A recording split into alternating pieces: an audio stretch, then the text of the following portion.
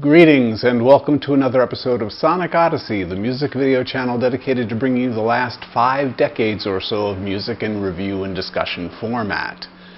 Before we dive into today's topic, let's get the housekeeping out of the way. Please be sure to like the video by clicking the thumbs up button. That helps the YouTube algorithm get the video out to more viewers.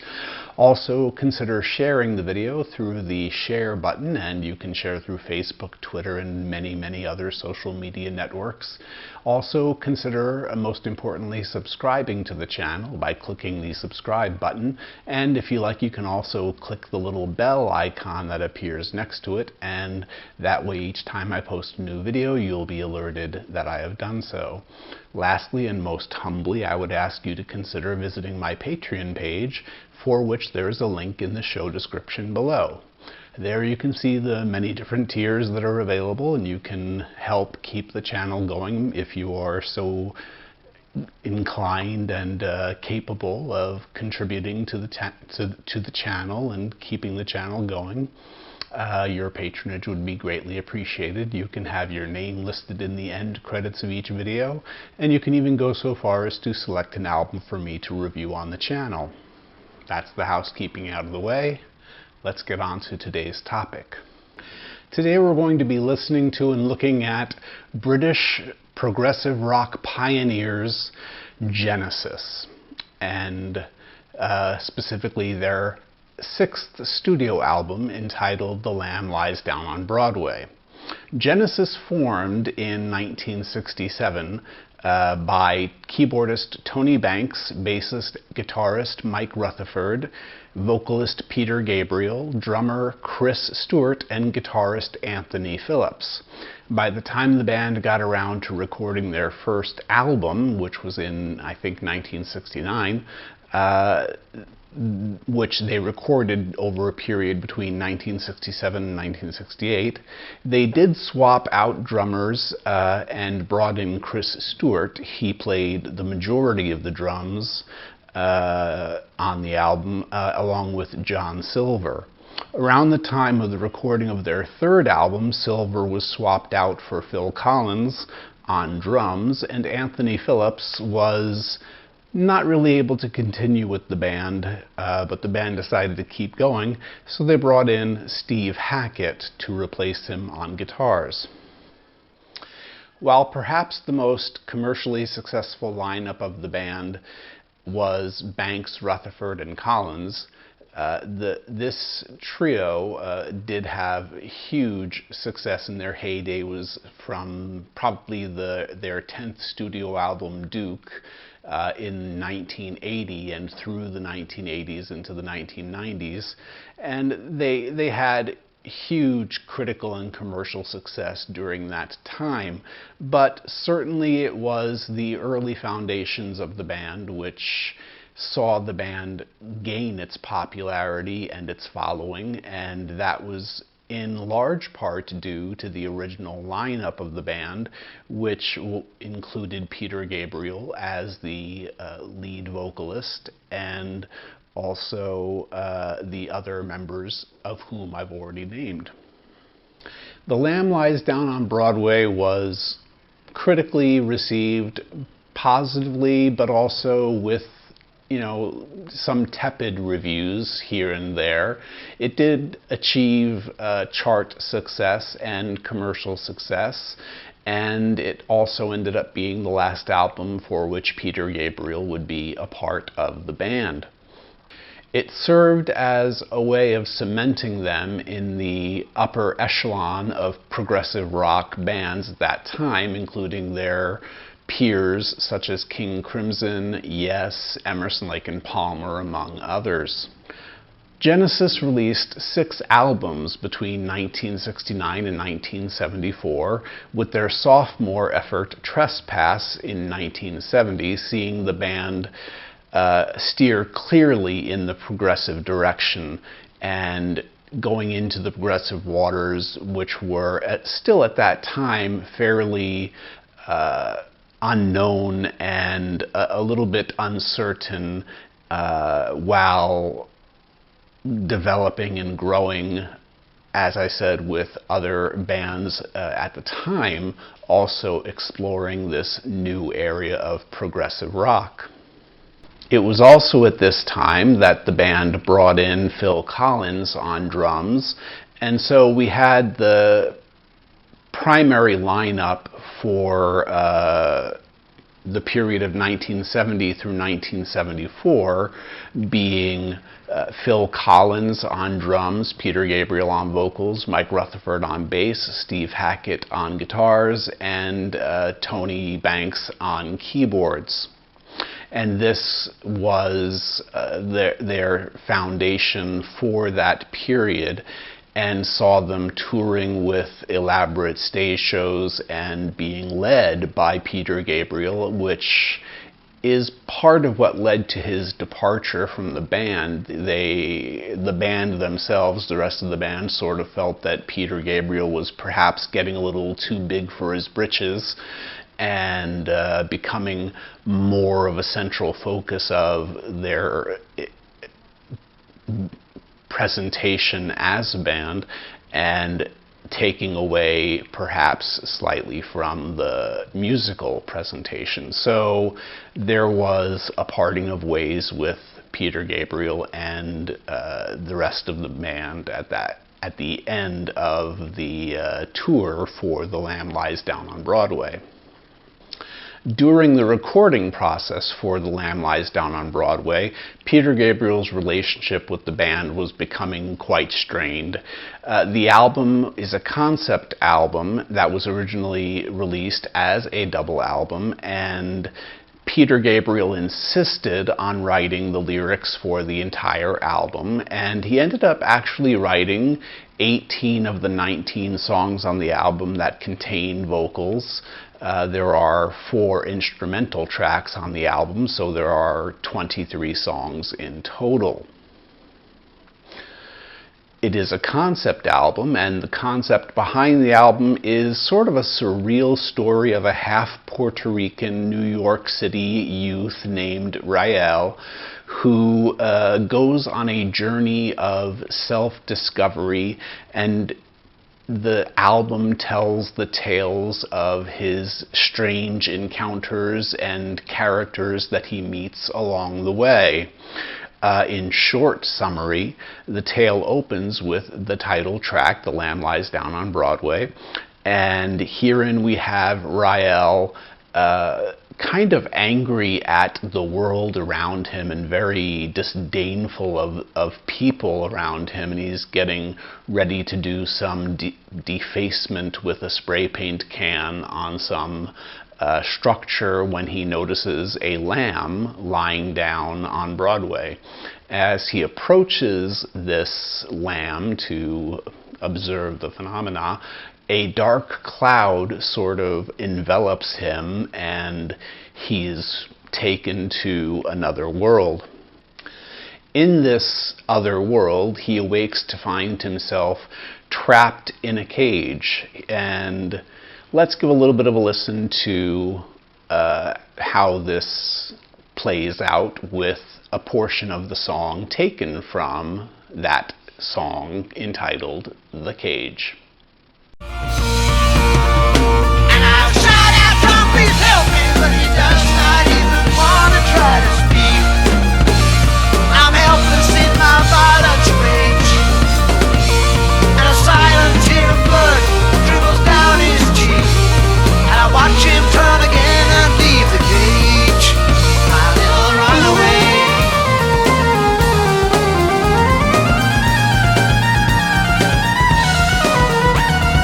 Raindrops keep falling on my head, they keep falling on my brain.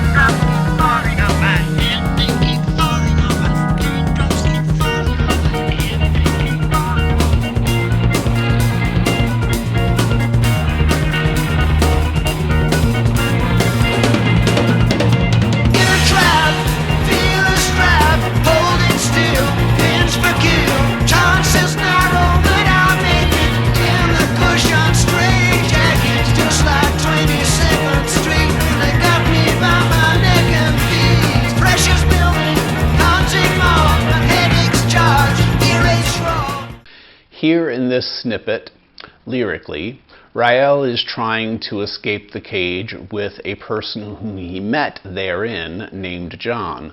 John's character plays a part throughout the entire two-album story, and he accompanies Rael on his Odyssey, as well as deserting him twice along the way, leaving Rael at one point to encounter death, and then Rael finds himself amidst a trio of Lamia.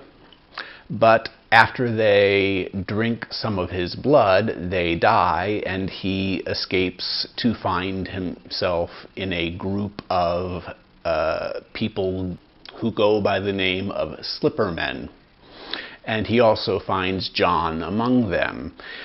He and John discover that in order for them to regain their humanity and to leave this place, that they must be castrated, and they submit themselves to this. They're also told that they must carry their castrated genitalia in bottles around their necks, and Rael does this, but while he is departing, a raven makes off with his genitalia, and he leaves John in pursuit of the raven, and this all takes place within the song entitled The Colony of Slippermen. So let's take a little bit of a listen to that track now.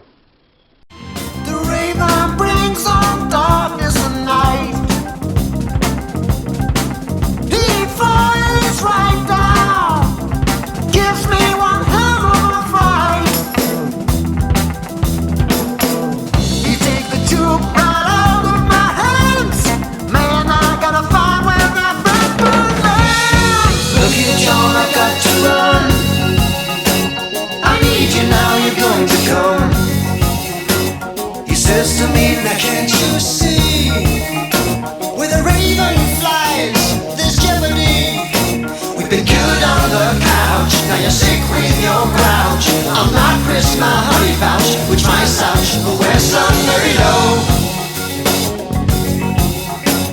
He walks away and leaves me once again.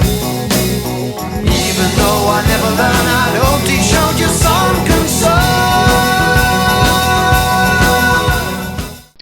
Here we have John and Rael becoming separated again as Rael flees after his manhood, and eventually the raven drops the bottle into a ravine and it goes into an underground river.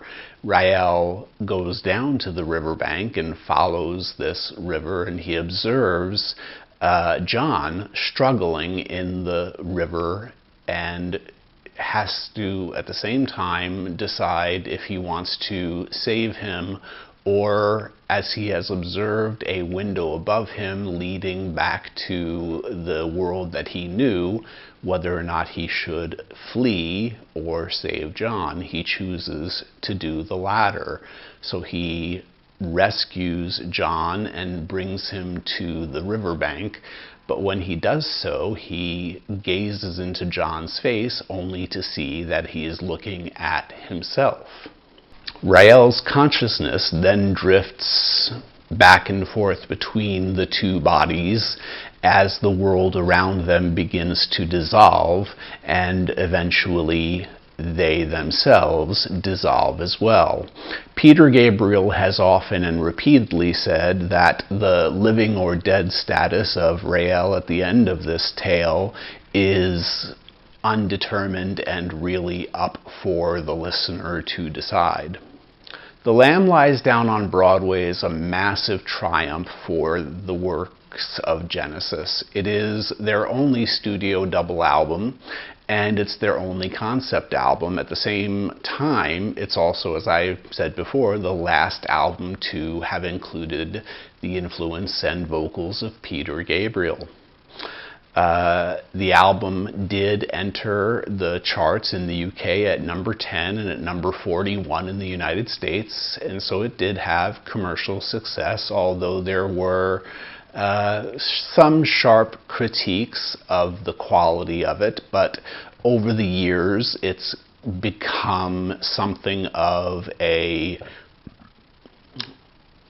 an album held in very high regard from the progressive rock standpoint and being an important part of the progressive rock music scene.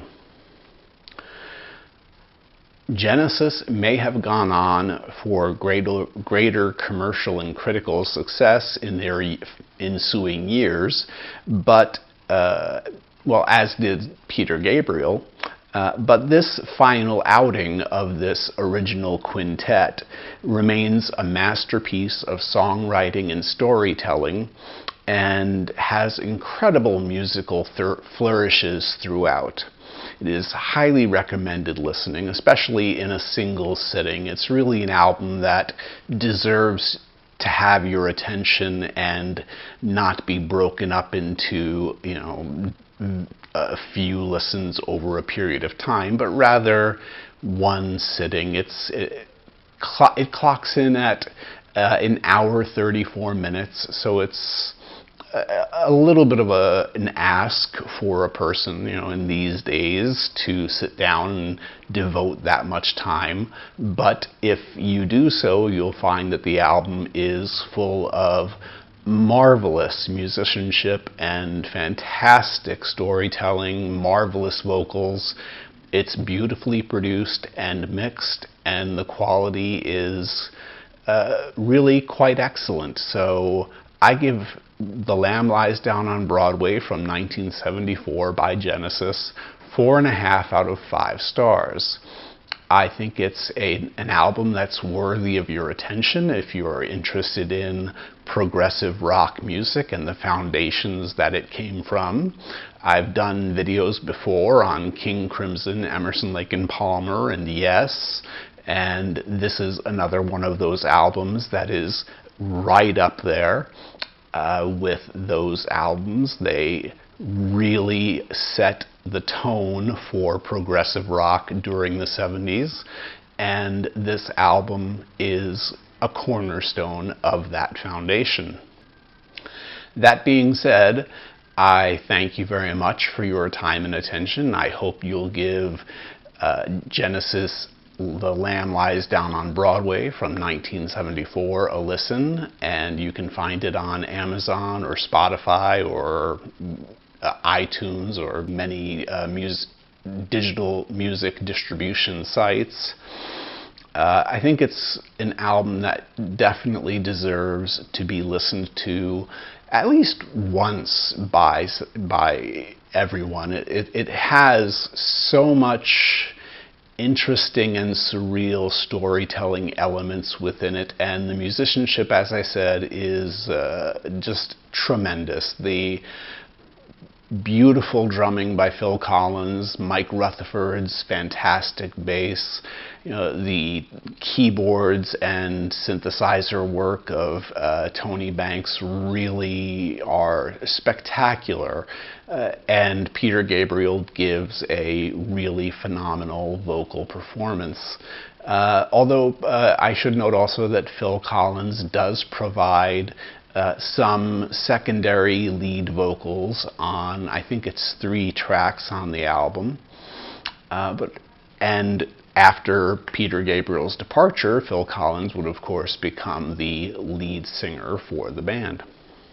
So that's it for today. I thank you again for your time and attention. And until next time, peace, be well, and I'll look forward to seeing you in the next video. Bye-bye.